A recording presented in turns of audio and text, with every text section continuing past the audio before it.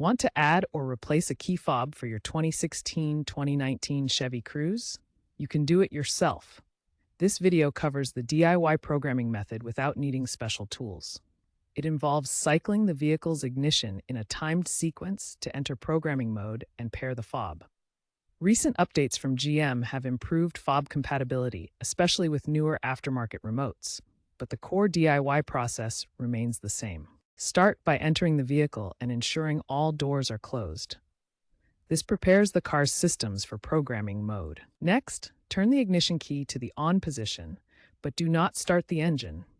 This powers the vehicle's electronics without engaging the starter. Now, quickly cycle the ignition from off back to on 4 times within a short period.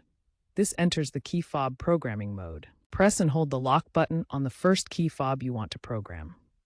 The car's systems will detect and begin pairing the fob. Cycle the ignition one more time to confirm the pairing. You should hear a chime or see lights flash if successful. Repeat steps 4 and 5 for any additional key fobs you want to program. Important considerations. Compatibility issues may arise with third-party key fobs, with a 15 to 20% failure rate reported. If pairing fails, try resetting the car's body control module by disconnecting the battery for 30 minutes. For best results, always use OEM-compatible fobs to avoid glitches.